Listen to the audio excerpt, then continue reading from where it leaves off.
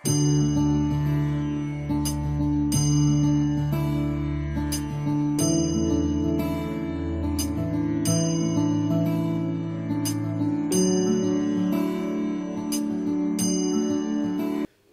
हम श्रीमद् भागवतम के तृतीय स्कंद षोडश अध्याय के 24वें श्लोक पर चर्चा करेंगे।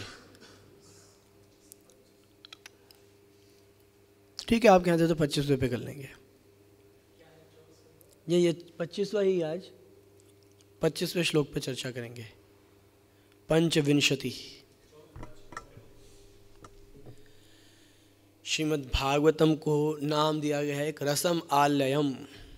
रसम आलयम, जहाँ पर समग्र रस आकर के लय हो जाते हैं। लय मतलब अपनी पूर्णता को प्राप्त करते हैं।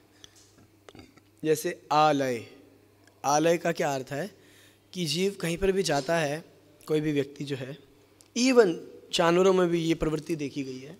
पक्षी कहीं भी उड़ता है तो उसका एक आलय है जिसको वो घोंसला कहा जाता है। तो वो अपनी शांति जब प्राप्त करता है तो अपने घोंसले में जा कर के, वैसे ही हम भी कहीं जाते हैं, इस सब मंदिर में निवासी जो ब्रह्मचारी हैं कितना भी भ्रमण कर लें, वापस जब अपने मंदिर में आते हैं और अपने कमरे में अपने बेड पे पहुंचते हैं तब लगता है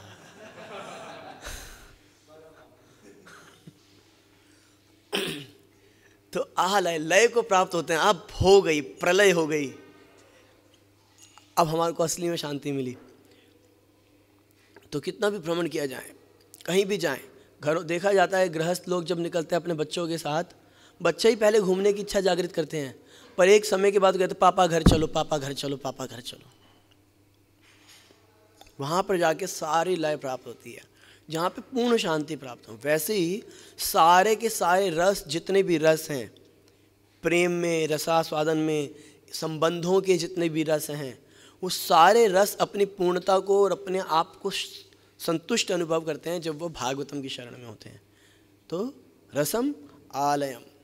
और जितने भी संबंध इस सृष्टि में हो सकते हैं, माता पिता, भाई बंधु, पति पत्नी, मित्र इत्यादि इत्यादि, जितने भी रस हैं, उन सारे रसों में सर्वश्रेष्ठ रसों का आदान प्रदान होता है भगवान और भक्त के बीच में। तो वो जो रसों की पराकाष्ठा है उसमें भी अलग अलग स्तर हैं। तो उसी के एक स्तर में जिसमें भगवान और भक्तों के बीच में रसास्वादन हो रहा है, और वो भी कहाँ पे, गेट पे खड़े होकर के, घर के अंदर नहीं, घर के बाहर भी नहीं, दरवाजे पे खड़े होकर के जो भगवान और भक्तों के बीच का रसास्वादन हो रहा है, उसकी चर्चा चल रही है। तृतीय स्कंद के 16वें अध्याय के 25वें श्लोक में हम पढ़ेंगे। अब यं वानयोर्दममधीश भवान् विधत्ते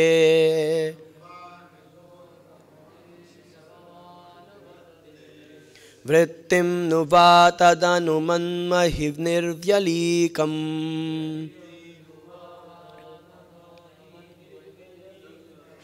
अस्मासु वाय उचितो ध्रियतां सदण्डो ये नागसो वयमयुक्षमहि किल्बिषेण। शब्दार्थ, यम जो, वा अथवा, अन्योः उन दोनों का, दमम दंड, अधीश हे प्रभु भगवान आप, विधत्ते प्रदान करते हैं, वृत्तिम अच्छा जीवन, नु निश्चय ही, वा अथवा, तत् वह, अनुमन्महि हम स्वीकार करते हैं, निर्व्यलीकम द्वैत रहित, अस्मासु हमको, वा अथवा यह जो भी, उचितः उचित हो, ध्रियताम प्रदान किया जाए, यह सह वह, दंडः दंड, ये जो, अनागसो पाप रहित, वयम हम, अयुं क्षमहि नियत किया है किल्बिषेण शाप से। अनुवाद व तात्पर्य जगत गुरु श्रील प्रभुपाद के द्वारा। श्रील प्रभुपाद की। हे प्रभु, आप इन दोनों निर्दोष व्यक्तियों को या हमें भी जो दंड देना चाहेंगे उसे हम बिना द्वैत के स्वीकार करेंगे। हम जानते हैं कि हमने दो निर्दोष व्यक्तियों को शाप दिया है। यहाँ पे जो है सनत कुमार, अब उनको समझ में आ गई भैया हमने गलती करी है बड़ी भारी। अब चारों कुमार मुनिगण जय तथा विजय नामक दो द्वारपालों को दिए गए शाप को निरस्त करते हैं, क्योंकि अब उन्हें यह चेत हुआ है कि भगवान की सेवा में लगा रहने वाला व्यक्ति किसी भी अवस्था में दोषी नहीं हो सकता। यह कहा गया है कि जिसे भी भगवान की सेवा में अंतर्निहित श्रद्धा हो या जो वास्तव में दिव्य प्रेमा भक्ति में लगा हुआ हो, उसमें देवताओं के सारे सद्गुण होते हैं। अतएव भक्त कभी भी दोषी नहीं हो सकता। यदि कभी यह पाया जाए कि उसने संयोगवश या किसी क्षणिक व्यवस्था के अनुसार कारण कोई त्रुटि की है तो उसे गंभीरता से नहीं लिया जाना चाहिए। यहाँ पर जय तथा विजय के शापित होने पर पछतावा व्यक्त किया जा रहा है।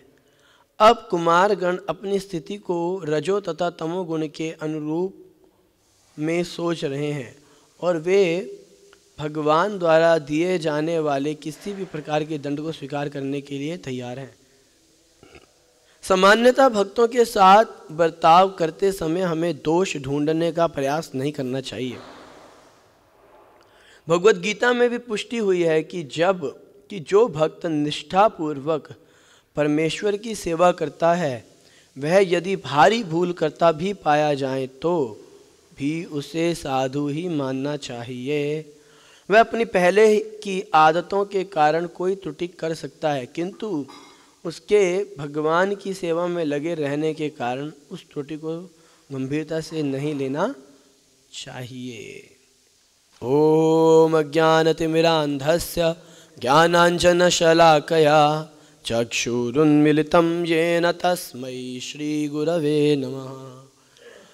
नमो विष्णुपादाय कृष्णापृष्ठाय भूतले श्रीमते भक्तिवेदान्ता स्वामिनिति नामिने।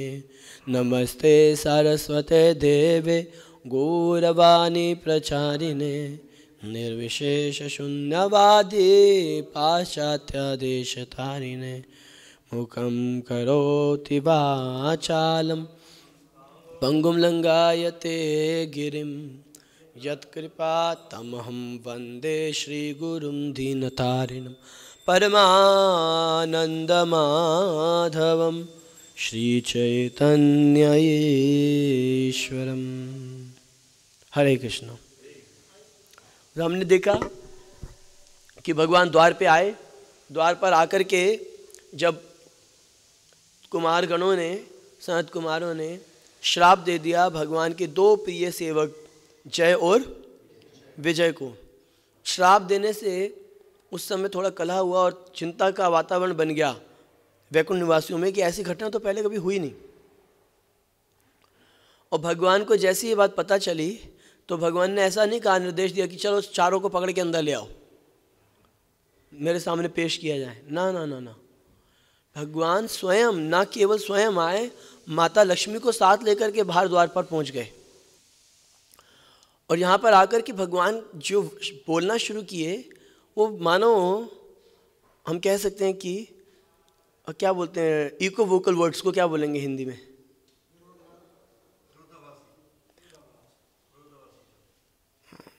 बिल्कुल विरोधाभासी नहीं। इको वोकल का अर्थ होगा कि जिसमें दो अर्थ वाले शब्द, दो दो तीन तीन अर्थ। अरे क्या बात है, कहीं पे निगाहें कहीं पे निशान। द इको वोकल वर्ड्स मतलब कि बोल कुछ रहे हैं उसका अर्थ कुछ और निकल रहा है। इस प्रकार से जो है ना भगवान बोलना शुरू किए। और वास्तव में भगवान कर रहे थे गुणगान सनत कुमारों का, पर सनत कुमार कोई साधारण व्यक्ति तो है नहीं कि उनके सामने फ्लैटरिंग शुरू करते हो खुश हो गया हाँ हाँ हाँ बहुत बढ़िया करना शुरू करें ना। वो तो बहुत बुद्धिमान व्यक्ति हैं, बहुत बुद्धिमान व्यक्ति हैं। वो तभी कंफ्यूज हो गई कि भगवान चाह क्या रहे हैं, ये हमसे क्षुब्ध हैं, हमसे रुष्ट होकर के ऐसे शब्दों का उच्चारण कर रहे हैं, या वास्तव में हमारा गुणगान कर रहे हैं। ये बहुत चिंता में पड़ गए सनत कुमार की, हो क्या रहा है। क्योंकि भगवान देखने में तो लगता था कि सनत कुमारों का गुणगान कर रहे हैं, पर अगर उसकी गंभीर रूप से उसका अध्ययन किया जाए भगवान के शब्दों का, तो पता लगता था कि भगवान पक्ष ले रहे हैं अपने प्रिय पार्षदों का। तो फाइनली सनत कुमार जो है हाथ जोड़ दिए, बोले हमें क्षमा कर दो, हमसे गलती हो गई। वो समझ गए कितना गुणगान, अति स्तुति हुए निंदार लक्षण। जब कोई व्यक्ति किसी की अति स्तुति करने पे आ जाए कि भाई आपके लिए तो मैं अपना हाथ कटवा दूंगा, भगवान बोलते हैं ना अपना हाथ कटवा दूंगा आपके लिए, तो मैं बोले ये तो अति हो गई। कि जब अति स्तुति होने लग जाए तो समझ जाना चाहिए कि ये किसका लक्षण है, निंदार लक्षण। अति स्तुति हो निंदार लक्षण। मानो कि जैसे हमारे गिरधारी लाल पू कीर्तन अच्छा करते हैं, पर अगर कोई यहाँ पर आके इनको कहे जी पूरे भारत में आपसे अच्छा कोई कीर्तनिया नहीं है, तो इसका अर्थ क्या होगा, बेइज्जती कर रहे हैं। निंदार लक्षण, अति स्तुति होए निंदार लक्षण। तो ये सनत कुमारों को थोड़ी थोड़ी बात समझ में आने लगी। वो हाथ जोड़ दिए, बोले प्रभु हमें अनुभव हो गया है कि हमने आपके जो 2 द्वारपाल हैं जो बहुत आपको प्रिय हैं, वो आपके भक्त हैं, उनके किसी भी दोष से रहित होने पर भी हमने उनको श्राप दिया। देखा जाए तो दोष रहित नहीं थे, वो पूर्ण रूपेण दोष रहित नहीं थे एक दृष्टि से देखा जाए तो। क्यों? क्योंकि द्वारपालों ने रास्ता रोका, चलो वहाँ तक तो बात ठीक थी, परंतु वैकुंठ में निवास करते हुए उनके हृदय में और उनके चेहरे पे क्रोध प्रकट नहीं होना चाहिए था। रोक दिया रास्ता, बोले भाई साहब क्षमा कर दो, आप जा नहीं सकते अंदर, हमें ऐसी अनुमति है नहीं। वो क्रोध से बोले हे बालक यहाँ कहाँ घूम रहे हो। देखा जाए तो दोष है,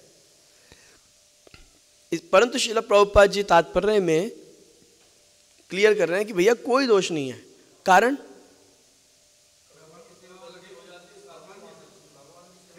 जो भी भगवान की सेवा में लगा हुआ है उसमें कोई दोष नहीं है। वो सारे दोषों को ट्रांसलेट करके, मतलब सारे दोषों को वो कर गया, क्या कर गया, पार कर चुका है। अब वो दोष उसके ऊपर, जैसे कि श्रीपाद मध्वाचार्य जी बोलते हैं असत कर्म कृतभे सद्भेर सहन वाचा।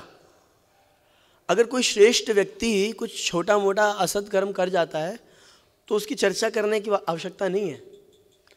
देखा गया है कि ब्रह्मा जी से एक गलती हुई और मरीचि के पुत्र थे, शायद वो हंसे थे, मरीचि के पुत्र हंसे थे, उनके पुत्र हंसे थे तो किसी को कुछ नहीं करना पड़ा। ब्रह्मा जी ने कोई श्राप नहीं दिया, परंतु उनको अपने दांत खोने पड़े, क्योंकि दांत दिखाए थे उन्होंने, हमेशा के लिए दांत तोड़ दिए गए उनके। तो अगर कोई बड़ा ही श्रेष्ठ व्यक्ति कुछ गलती कर जाता है तो उसका मंथन नहीं करना चाहिए इसने ऐसा क्यों किया, इसने किया और हंसें या मजाक उड़ाएं या निंदा करें। क्योंकि जैसे श्रेष्ठ व्यक्ति से कोई गलती हुई है तो उसके साथ डील करने वाले भगवान हैं। हम जैसे ही बीच में पड़ेंगे क्या होगा, हमारे को दोष लेना पड़ेगा। ये इतिहास में देखा गया है, ब्रह्मा जी वाले क्षेत्र केस में देखा गया। और जब माता सती की स्थिति आई थी, जब वो अपना प्राण त्यागने वाली थी, तो वहाँ पर कौन थे जो अपनी दाढ़ी ऐसे कर रहे थे, भृगु मुनि। क्या हुआ बाद में उनकी दाढ़ी का, आग लग गई दाढ़ी में, जबकि जिसने आग लगाई उनकी दाढ़ी में वो तो उस समय यहाँ पे उपस्थित भी नहीं था जब उन्होंने दाढ़ी घुमाई थी। तो भैया जब श्रेष्ठ व्यक्तियों के जीवन में कुछ घटना घट रही है ना, तो वहाँ पे चुपचाप हाथ जोड़ के मुँह नीचे करके बैठ जाना चाहिए कि भैया ये भगवान और ये श्रेष्ठ व्यक्ति भक्त है या जो भी है, इसके बीच की कहानी है, बीच में पड़ेंगे तो पंगा होगा। तो और ये श्रेष्ठ व्यक्ति हैं, श्रेष्ठ कैसे हैं, ये कैसे हैं श्रेष्ठ, ये भगवान के प्रिय पार्षद हैं, द्वार पे बैठे हैं और भगवान ने इनको नियुक्त किया है वहाँ पर। और जो भगवान की सेवा में नियुक्त है वो दोष रहित है, तभी तो भगवान की सेवा में है। तो इस सिद्धांत को देख करके इन्होंने मान लिया बाद में, जी ये निर्दोष है और हमने ही गलती करी है, दोष रहित है। और भगवान इसको प्रमाणित कर रहे हैं भगवद गीता में। भगवान बोल रहे हैं कि समोहम सर्वभूतेषु ना दोषस्ति ना मैं प्रिया, कोई, मैं सबके लिए समान हूँ, समहम सर्वभूतेषु, सबके लिए समान है भगवान, छोटा बड़ा धनी गरीब ये वो, भगवान सबके लिए समदृष्टा हैं। परंतु यो भजन्ति माम भक्त्या, कोई व्यक्ति मेरा भजन करता है प्रीति के साथ, भक्ति से, मयि ते तेषु चाप्यहम्, क्या अर्थ है इसका, मयि ते तेषु चाप्यहम्, हाँ, जैसे वो मेरे भक्ति में लगा है मैं उसकी भक्ति में लगता हूँ। भगवान क्लियर कर रहे हैं कि वो मेरी भक्ति में लगा है तो मैं भी उसकी भक्ति में लगता हूँ।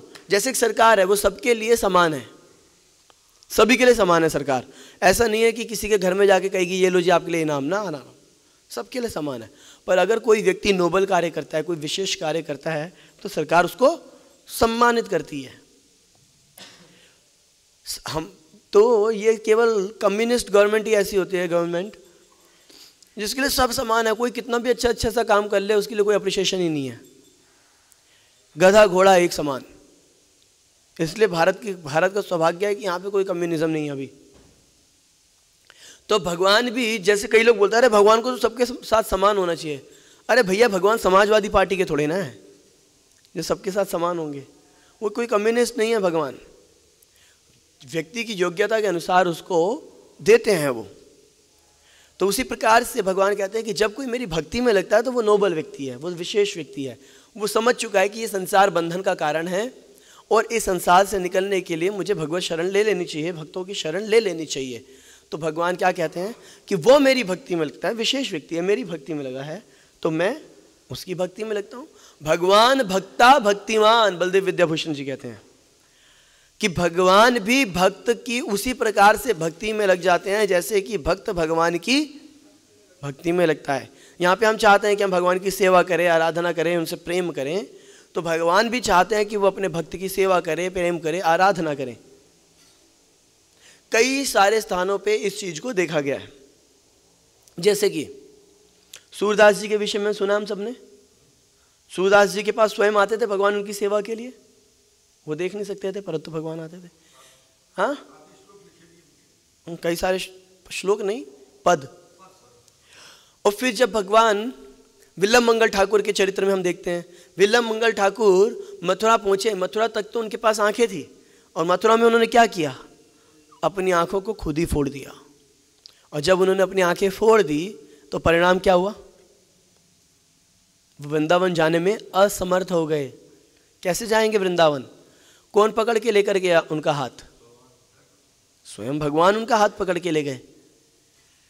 वहीं से तो उन्होंने वो श्लोक की रचना करी जिसको बाद में पदों में अंकित किया गया। श्लोक तो हमें संस्कृत में याद नहीं है, पर जो उसका पदानुवाद है वो इस प्रकार से है कि बाह छुड़ाए जाते हो निबल जान के मोए, हृदय में से जाओगे जब जानेंगे तोए।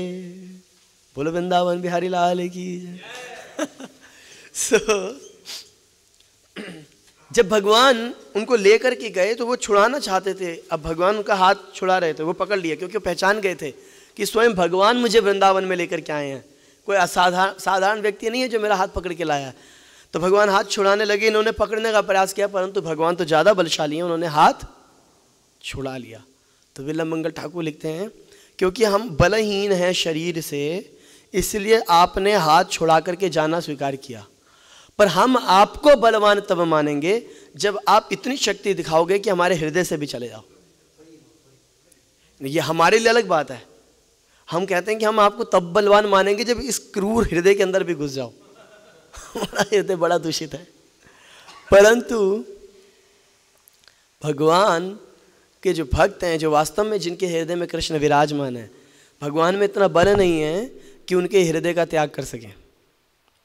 ये भगवान की लीला अद्भुत। तो इस प्रकार से हम देखते हैं भक्त की सेवा करने की इच्छा रखते हैं भगवान। जगन्नाथ दास बाबा जी महाराज जब अस्वस्थ हो गए तो भगवान उनकी सेवा करने के लिए आए, उनका इलाज कराए, सब कुछ किया, उनका मल मूत्र तक साफ किया। तब जब तक वो ठीक होने लगे तो जगन्नाथ दास बाबा जी महाराज को अनुभव हुआ, अरे अरे अरे ये जो कुमार, ये जो बालक मेरी सेवा कर रहा है, ये तो साक्षात ब्रजेंद्र नंदन कृष्ण ही हैं। तो उन्होंने पूछा, हे प्रभु, आप तो अपने योग शक्ति से, अपनी इच्छा शक्ति से ही मुझे स्वस्थ कर सकते थे, क्यों मेरी ऐसी तुच्छ सेवा में आप लगे? तो भगवान ने क्या उत्तर दिया कि हे प्रभु, अगर मैं ऐसा कर देता तो मुझे अपने प्रिय भक्तों की सेवा का अवसर कैसे मिलता? तो भगवान अद्भुत है, अद्भुत चरित्र। भगवान भक्ता भक्तिमान, भगवान भी भक्त की भक्ति के में लगे रहते हैं। तो जिस व्यक्ति की भक्ति स्वयं भगवान कर रहे हों, क्या वो दोष युक्त हो सकता है? दोष रहित है वो व्यक्ति, क्योंकि भगवान उसको प्रिय हैं। और यहाँ तो जो व्यक्ति हैं ये तो प्रमाणिक भक्त हैं भगवान के। भगवान ने स्वयं नियुक्त किया अपने सबसे इनर चैम्बर पे, 7th डोर के पास इनको नियुक्त किया गया है। और इसलिए फिर भगवान आगे भी बोल रहे हैं कि चलो ये तो बड़े उन्नत भक्त हैं, कोई साधारण रूप से इस पृथ्वी पर भक्त हो जो भजन कर रहा है, भगवान का सेवा करने का प्रयास कर रहा है, और उससे कोई जघन्य काम भी हो गया, जैसे इनसे थोड़ा गलती हुई है, क्रोध किया, कोई जघन्य काम हो गया, परंतु जघन्य काम करने के बाद भी वो भक्ति में लगा है। ऐसा नहीं है कि उसने भक्ति छोड़ दी, भगवत सेवा छोड़ दी, हरि नाम छोड़ दिया, सब कुछ कर रहा है, परंतु बीच में उससे कोई जघन्य कर्म हो गया या कोई गलती हो गई। तो भगवान पहले बोल रहे हैं कि मैं तो पक्ष में रहता हूं अपने भक्तों के।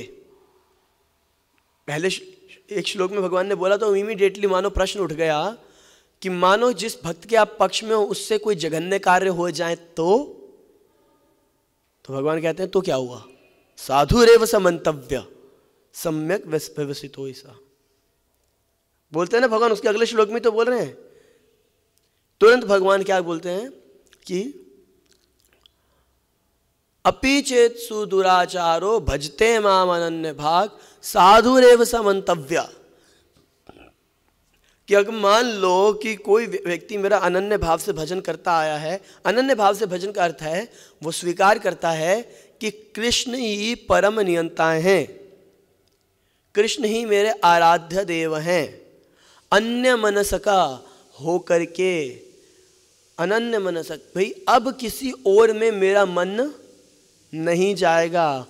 प्रणाम है माँ दुर्गा को, प्रणाम है भगवान श्री शिव जी को, प्रणाम है ब्रह्मा जी को, प्रणाम है समग्र देवी देवताओं को, सबको सम्मान है, परंतु मेरे इष्ट तो कौन है? श्री कृष्ण ही हैं, श्री राम ही हैं, नरसिम्हा देवी, मतलब भगवान ही हैं, भगवत स्वरूप ही मेरे इष्ट हैं, और यही परम भगवान है। इस बात का उसके अंदर दृढ़ विश्वास रहता है कि कृष्ण ही परम भगवान हैं। इस निष्ठा के साथ अगर कोई भजन में लगा है और फिर उससे कोई गलती हो गई, परंतु उसने अपनी निष्ठा में परिवर्तन नहीं किया, ये नहीं सोचा कि गलती होगी तो अरे यार आज से मैं भैरव बाबा को भगवान बनाऊंगा, ना जी ना, ऐसा नहीं किया उसने। तो भगवान बोले कि अनन्य भाग से मतलब अनन्य भजन में लगा हुआ है, ऐसे व्यक्ति को क्या करना चाहिए? मान लो उससे गलती हो भी गई तो भी मैं उसके पक्ष में रहूंगा। क्यों? साधुरेव स मंतव्या, वो साधु ही तो है, क्योंकि उसने मेरा भजन नहीं छोड़ा अभी तक, वो साधु ही है, उसने मेरे अलावा किसी को परम सत्ता में स्वीकार नहीं किया। देखिए भगवत गीता के 4th अध्याय में ही भगवान क्या बोल रहे हैं? यज्ञ शिष्टा सिनासंतो मुच्यन्ते सर्व किल्बिषा भुजन्ते त्यघम पापम ये पचंती आत्म कारणात्। कोई व्यक्ति एकदम शुद्ध शाकाहारी भोजन करता है, सुबह सुबह सैर के लिए जाता है, ब्रह्म मुहूर्त में उठता है, स्नान करता है, सैर के लिए जाता है, किसी के साथ फरेब धोखाधड़ी अपराध कुछ नहीं करता है, शुद्ध जीवन जीता है, खान पान में भी शुद्ध आहार लेता है। भगवान कह रहे हैं क्योंकि वो जो आहार था उसने अपने लिए बनाया, पचंती आत्म कारणात्, तो इसीलिए वो व्यक्ति क्या है? पाप खा रहा है, वो पापी है। भाई इस संसार के उसने सारे के सारे सुविधाओं का प्रयोग तो किया, पर किसी लिए? अपने भोग के हेतु। भले वो सत्वगुण का भोग था, अपने लिए भोजन की व्यवस्था करी, अपने आप को संतुष्ट करना चाहा, इसीलिए वो क्या करता है? पचंती पाप खाता है, पाप को ही भोग करता है। ये पचंती आत्म कारणात्, भुंजते थे अघम पापम। वो क्या खाता है? पाप खाता है। और कैसा? अघम पाप। क्योंकि जिसको उसने कुक किया वो भी तो किसी जीव के शरीर से तोड़ा गया है। जब मूली बोले थे नहीं जी फल हमने तोड़े थे, मूली तो जब निकाली मर गई ना मूली, तो जड़ से उखाड़ दिया आपने उसको। आलू को जड़ से उखाड़ दिया आपने। कुकिंग करते समय जब आपने अग्नि जलाई, कितने सारे जीव वहाँ पर थे जो छोटे छोटे कीटाणु मर गए आपके भोजन के लिए, प्राण त्याग दिए उन्होंने। कईयों ने आहुति दे दी तेल के अंदर अपनी, दी कि नहीं दी? कितने सारे जीवों की हमने हत्या करी, किस लिए? हम खाना चाहते हैं। तो कुछ लोग आजकल नए नए आए हैं, बोला जी पका हुआ मत खाओ, कच्चा खाओ। अरे भैया जब कच्चा खाते हो तब भी तो मरते हैं जीव। आपके पेट में जाकर के कितने जीव मरते हैं। जब आप मूली निकाल के खाते हो, बेचारी मूली तो मर गई। पाप, ये सब में सुभाष चंद्र बोस जी ने सिद्ध किया है कि इन सब में जीव है, आत्मा है। और आप जैसी इनको भोजन करते हो, आप क्या करते हो? पाप खाते हो। तो उसी प्रकार से अब दूसरी तरफ भगवान क्या कह रहे हैं कि यज्ञ शिष्टासीनाचन संतो, अगर कोई व्यक्ति यज्ञ का प्रसाद लेता है, यज्ञ का प्रसाद अथवा भगवान को अर्पण किया हुआ प्रसाद लेता है, तो वो क्या करता है? क्या नाम? यज्ञ शिष्टासीना संतो मुच्यन्ते, उल्टा उसके जो पहले के पाप थे वो भी नष्ट हो जाते हैं। मुच्यन्ते सर्व किल विषय, सारे के सारे पाप उसके नष्ट हो जाते हैं। एक तरफ सब शुद्ध शाकाहारी सब कुछ करने वाला पाप खा रहा है, और दूसरी तरफ एक भक्त है जो बीच बीच में झूठ बोल जाता है, बीच बीच में कोई गलती कर देता है, एकदम शुद्ध सत्वगुणी भोजन नहीं करता। वो क्या करता है? बढ़िया से छोंक लगा के राजमा चावल बनाता है ना, बढ़िया फ्राइड, उसके अंदर फ्रेंच फ्राइज खाता है। परंतु ये सब बना करके वो पहले क्या करता है? भगवान को भोग लगाता है। भगवान को जब भोग लगाता है तो उनके भोग लगने मात्र से इसके अंदर ये पूर्ण रूपेण पाप रहित हो जाता है, शुद्ध हो जाता है। और फिर वो इसको जब खाता है तो वो भी पाप रहित हो जाता है। तो भगवत अर्पण प्रसाद खाने से व्यक्ति पाप से मुक्त हो रहा है, वहीं जबकि उसके अंदर कई सारे दोष हैं। और दूसरी तरफ पूर्ण रूपेण दोष रहित व्यक्ति जो भगवान को अर्पण किए बिना खाता है वो पाप खाता है। तो ये है भगवान की पार्शियलिटी अपने भक्तों के प्रति। वो बात की बात है, परंतु पाप नहीं है उसमें। अब भगवान का प्रसाद है वो, और खाने से सारे पाप नष्ट हो जाते हैं। तो इस प्रकार से भगवान दिखा रहे हैं कि मैं कैसे करता हूं अपने भक्तों का पक्षपात, क्योंकि मेरे भक्त बड़े स्पेशल हैं। उन्होंने जीवन के असली लक्ष्य को समझ लिया है। वो समझ गए हैं कि संसार में कितना भी प्रयास कर लो, इस संसार में कष्ट ही कष्ट हैं, और जिस किसी से कितना भी प्रेम मोहब्बत कर लो वो अपने स्वार्थ के लिए ही आपके साथ संबंध रखा हुआ है। जिस दिन गड़बड़ हुई, थोड़ी सी भी ऊपर नीचे हुआ, वो आपका पूरा फायदा उठा लेगा।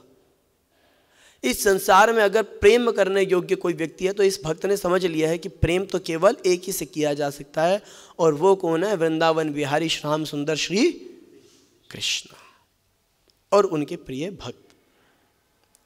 तो इसलिए भगवान उसका विशेष पक्षपात करते हैं। और यहाँ तक कि भगवान क्या कहते हैं कि मयि ते तेषु चाप्यहम्, मैं भी उसका भजन में लग जाता हूँ। यम यम वापि स्मरण भाव नहीं, भगवान क्या बोल रहे हैं कि मैं भी उसका उसी भाव से भजन करता हूँ।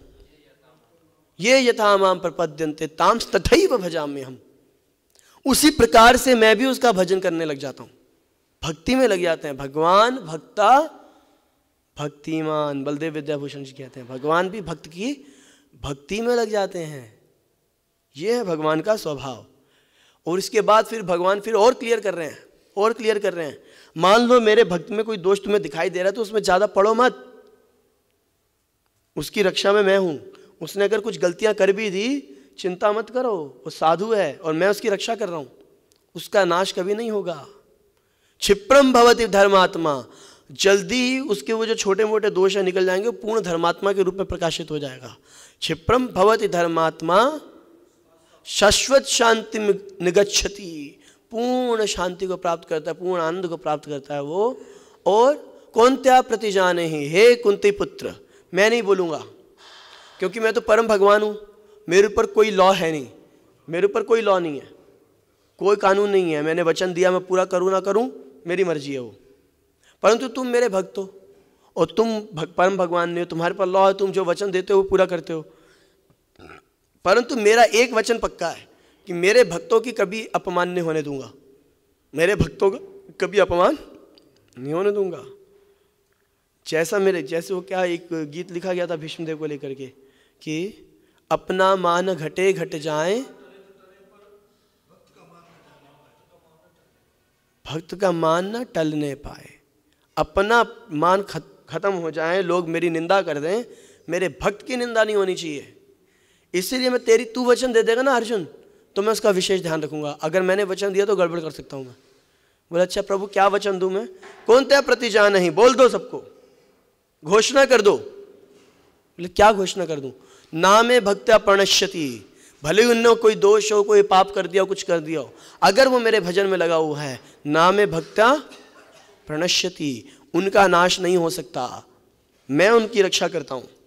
तो एक बार क्या हुआ, भक्ति विनोद ठाकुर इसका वर्णन करते हैं, क्योंकि ब्रह्मा जी और कई सारे देवता इस चिंता में पड़ गए कि अभी तो भगवान ने बोला इस व्यक्ति को साधु मानो, वो पहले ही साधु है तो धर्मात्मा कैसे बनेगा? साधु का मतलब वो पहले ही धर्मात्मा है, तो अब क्या धर्मात्मा बनेगा? तो भक्ति विनोद ठाकुर क्लैरिफाई करते हैं कि इसका अर्थ यह है कि एक भक्त में थोड़ा दोष आया परंतु भजन में लगा हुआ है, दूसरे भक्त ने, तीसरा व्यक्ति जो बाहर खड़ा हुआ था, उसने देखा कि इस भक्त से गलती हो गई, गलती होकर के उसने सोचा तो क्या फ़र्क पड़ता है, तो भगवान का भक्त है, भगवान देख लेंगे। और ये इस बात को देख करके अपने मन से सारी बातों को निकाल कर उसको वापस प्रणाम करता है। तो परिणाम क्या होता है कि ये व्यक्ति जो बाहर खड़ा होकर देख रहा था एक भक्त से गलती हुई फिर भी उसको इसने भक्त माना, ये थर्ड पर्सन, ये क्या हो जाएगा? क्षिप्रम भवति धर्मात्मा, जल्दी ही ये व्यक्ति भी धर्मात्मा बन जाएगा।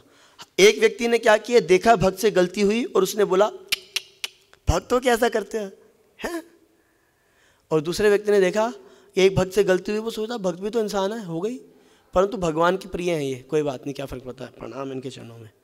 तो जो ऐसा सोचता है, ऐसा सोचने मात्र से भगवान कहते हैं क्षिप्रम भवति धर्मात्मा, ये व्यक्ति धर्मात्मा बन जाता है, क्योंकि ये दोष रहित, दोष बुद्धि इसने हटा दी, अदोषदर्शी हो गया। और इसने अदोष दर्शन कहाँ किया? मेरे भक्तों में, उनको दोष रहित देखा। इसलिए जब इसने मेरे भक्तों के अंदर दोष होते हुए भी दोष नहीं देखा, तो मैं भी इसके अंदर दोष होते हुए भी दोष ना देख करके स्वीकार करूंगा, और ये क्या बन जाएगा? क्षिप्रम भवति धर्मात्मा, क्षिप्रम, बड़ी जल्दी हो जाएगा धर्मात्मा। तो इस प्रकार से भगवान प्रभुपाद जी यहाँ बताने जा रहे हैं, यदि वह भारी भूल भी करता पाया जाए तो भी उसे साधु ही मानना चाहिए। वह अपनी पहले की आदतों के कारण कोई त्रुटि कर सकता है, किंतु उसके भगवान की सेवा में लगे रहने के कारण उस त्रुटि को गंभीरता से नहीं लेना चाहिए। भगवान भक्ता भक्तिमान, क्योंकि स्वयं भगवान भी भक्त की भक्ति में लग जाते हैं। श्रीला प्रभुपाद की जय। किसी का कोई प्रश्न? हाँ पंडित जी, एक मिनट पहले पंडित जी का।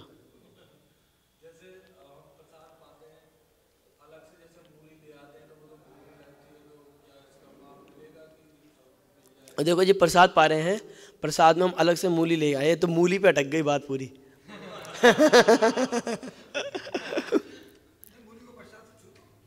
क्या बात है। तो कह रहे हैं इसको खाने से पाप नहीं लगेगा। देखिए, अगर आप लेके भी आए हैं तो उसको मानसिक रूप से पहले भगवान को निवेदन करना चाहिए कि ये प्रभु, मेरे जीवन का उद्देश्य आपके चरणों का भजन करना है, मैं मूली खाऊंगा, इसमें ज़्यादा फाइबर होगा, मेरा डाइजेशन अच्छा होगा, डाइजेशन अच्छा होगा तो पेट साफ़ होगा, पेट साफ़ होगा तो आराम से बैठ के जप कर पाऊंगा, नहीं तो जप में मुझे नींद आएगी। मैंने पहले गलती कर दी, इसको पहले ही भोग लगा देना चाहिए था, नहीं लगाया, परंतु अभी आप कृपा कीजिए, इसको स्वीकार कीजिए। तो मानसिक रूप से उसको, अरे भैया 1 दिन हो गया, 2 दिन हो गया, भोग लगाना चाहिए ना। अगर प्रतिदिन करना है तो कमाल के आदमी हो यार, प्रतिदिन करेंगे। भगवान कहेंगे मेरा उल्लू बना रहा है यार ये रोज। भोग लगा के खाओ अगर प्रतिदिन खा रहे हो तो। हाँ जी बोलिए।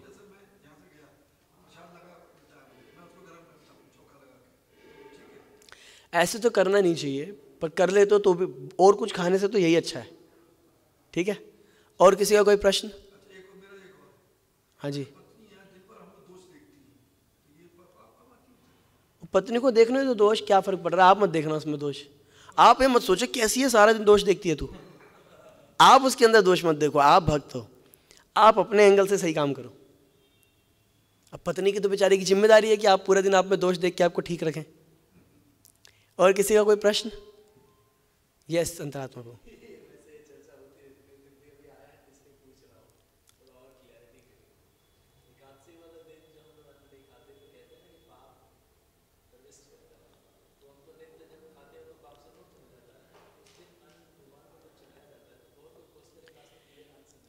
थैंक यू प्रभु जी, बड़ा अच्छा प्रश्न आपका कि भगवान का प्रसाद खाने से तो पाप नष्ट होता है। एकादशी के दिन अगर भगवत अर्पण नैवेद्य हमें मिलता है वो हम खाएं तो फिर किस बात का पाप? बिल्कुल पाप नहीं है। सत्य है कि उस अन्न पे जो भगवान को भोग लग चुका है किसी कंडीशन में कोई पाप नहीं है, इसलिए तो हम अपने हाथों से दूसरों को दे देते हैं उस दिन वो भगवान का प्रसाद, हम नहीं खाते। तो हम एकादशी व्रत का पालन इसलिए नहीं करते कि अन्न पे पाप है, ये तो बाहर के लोग करते हैं, इसलिए कर्मकांडी लोग, क्योंकि हमारे को पास तो पाप का कोई सीन ही नहीं है। हम खाएंगे तो भगवान का प्रसाद खाएंगे, पाप खाएं, ये तो कर्मकांडियों के लिए है कि भैया तुम अन्न मत खाओ, क्योंकि भोग तो कभी लगाते नहीं है।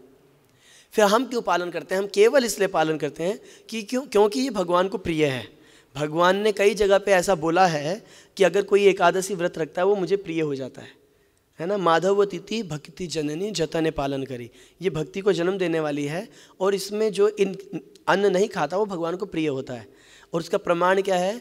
स्वयं श्री गौरांग देव माता सची को बोल रहे हैं, वास्तव में एकादशी नियम का पालन अगर आप करेंगे वो ये है कि आप पूरा दिन निर्जल रहिए, या सिर्फ जल पे रहिए, या मैक्सिमम फल पे, मैक्सिमम जाकर के फल पे या जूस पे।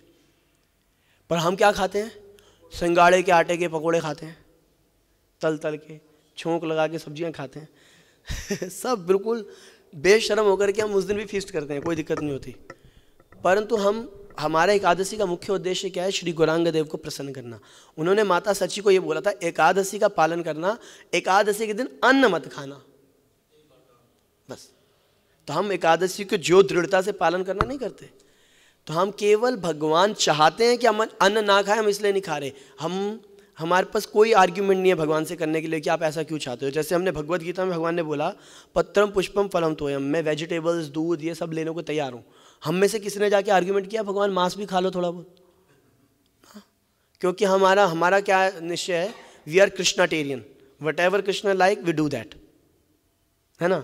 We are not vegetarian, we are not non vegetarian, we are कृष्णाटेरियन।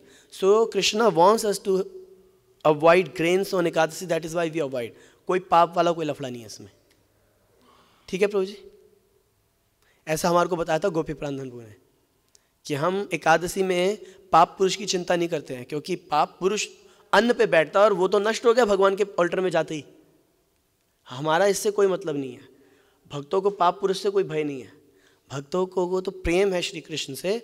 और क्योंकि और प्रभु जी तो जबकि शास्त्रों में अन्य कई जगह पे भगवान इस बात को बोल रहे हैं, गोपी प्रांधन को बोले शास्त्रों में कहीं भी कुछ लिखा हो, हम तो केवल एकादशी का व्रत इसलिए करते हैं क्योंकि हमारे आराध्य देव श्री गौर हरि ने ये इच्छा प्रकट करी है कि भक्तों को एकादशी पे व्रत करना चाहिए। यस प्रभु जी।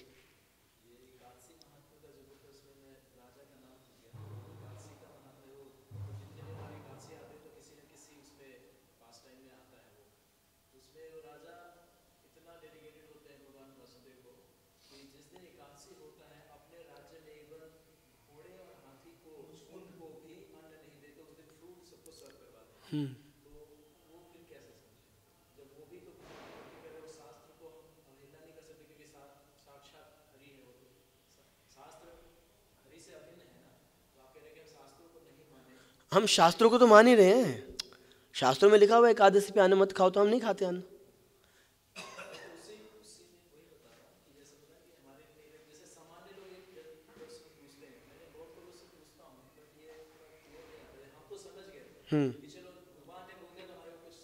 बस ये बात क्लियर भैया। देखो हमारे को जब भी हम इसलिए हम जब DYPH भी करते हैं, भगवान की इंस्ट्रक्शन क्या है वो बाद में बताते हैं, पहले हम ये प्रूव करते हैं कि शास्त्र भगवान की वाणी है और इसलिए इसमें जो लिखा गया हम इसको एज इट इज स्वीकार करते हैं। तो पहले ये क्लियर हो जाना चाहिए सामने वाले को कि शास्त्रों में लिखा हुआ है, शास्त्रों में लिखा हुआ है कि शंख शुद्ध है, जबकि वो किसी जीव की हड्डी है तो भी, तो हम बिना किसी आर्ग्यूमेंट के उसको एक्सेप्ट करते हैं। गाय का गोबर शुद्ध है, बिना किसी आर्ग्यूमेंट के इसको एक्सेप्ट करते हैं। सिमिलरली शास्त्रों में क्लियर लिखा हुआ है कि एकादशी पे अन्न नहीं खाना चाहिए, हम बिना किसी आर्ग्यूमेंट के इसको एक्सेप्ट करते हैं। Clear as that. और हम अब बाहर के लोगों को आपने बताना हो तो आप क्लियर बता सकते हो कि चंद्रमा की जो कलाएं हैं, ये तो साइंटिस्ट भी एक्सेप्ट करते हैं कि जो अन्न और जो फल इत्यादि हैं उनमें जो रस आता है वो चंद्रमा के किरणों से आता है। उसमें जो स्वाद और सब चीज़ें आती हैं, उसमें जो न्यूट्रिशंस आते हैं वो चंद्रमा से आते हैं। पहली बात ये सब एक्सेप्ट करते हैं। दूसरा, चंद्रमा की किरणों का प्रभाव, चंद्रमा का प्रभाव व्यक्ति की मानसिक दशा पे भी पड़ता है, इस बात को भी सब लोग स्वीकार करते हैं।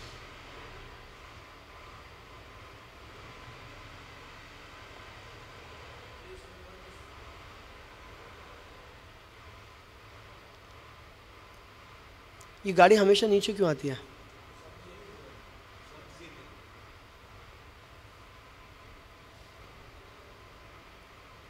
तो कम से कम बंद तो कर दे, वहां पहुंच गया तो ये भी पूरा साइंस स्वीकार करता है। इसी वजह से जो क्या नाम है, जो इस टाइप के पागल खाने टाइप के जो हॉस्पिटल होते हैं, साइकेट्रिस्ट, जहाँ पे क्या बोलते हैं उसको, पागल खाने को क्या, जैसे जो भी हैं पागल खाने जो होते हैं, उनमें जो पागल लोग हैं, जो सेंट्रिक लोग हैं, उन सबको विशेष ध्यान दिया जाता है पूर्णिमा के दिन, क्योंकि जब चंद्रमा ऊपर निकल आता है पूरा तो उनकी मनोदशा वो बहुत ज़्यादा चंचल उठते हैं। तो हमारी मेंटल स्टेट पे भी उसका बहुत प्रभाव रहता है और रस में भी। और ये साइंटिफिकली प्रूव्ड है और साथ ही साथ शास्त्रों में भी वर्णन है कि एकादशी के दिन, क्योंकि एकादशी जो है ये तो उसी की स्थिति पे है ना, निर्भर करती है चंद्रमा की। तो चंद्रमा की जो एकादश भाव में स्थिति होती है, एकादश दिन पे जो उसकी 11वें दिन पे जो स्थिति होती है, वो बड़ी हानिकारक होती है अन्न इत्यादि के लिए और मानसिक स्थिति को मेंटेन रखने के लिए। इसीलिए अगर उस दिन कोई अन्न इत्यादि खाता है तो उसकी बॉडी के अंदर कोई, चंद्रमा हमारी बॉडी को डील करता है तो हमारी बॉडी उस दिन टॉक्सिन रिलीज करती है। पर अगर हम अन्न खाते हैं तो अन्न के साथ वो सारे टॉक्सिन्स डाइजेस्ट हो जाते हैं। ये साइंटिफिकली प्रूव्ड चीज़ है। पर उस दिन अगर हम अन्न नहीं खाते तो वो टॉक्सिन्स जो हैं बॉडी से रिलीज़ हो जाते हैं पूरी तरह से। इसीलिए महीने में ये 2 फास्टिंग बहुत बढ़िया हैं हमारे शारीरिक स्वास्थ्य के लिए भी। पर भक्त होने के नाते ना तो हम शारीरिक स्वास्थ्य के लिए करते हैं, क्योंकि हम भक्तों के बीच में बैठे हैं इसलिए क्लैरिफाई करना चाह रहे हैं। ये इसके साइड बेनिफिट हैं कि स्वास्थ्य के लिए अच्छा है, पाप से रक्षा होगी, ये साइड बेनिफिट है। परंतु हम किस लिए करते हैं? क्योंकि भगवान की इच्छा है। ठीक है प्रभु जी, हरे कृष्ण। श्रील प्रभुपाद की, ताई घोर प्रेमानंदे।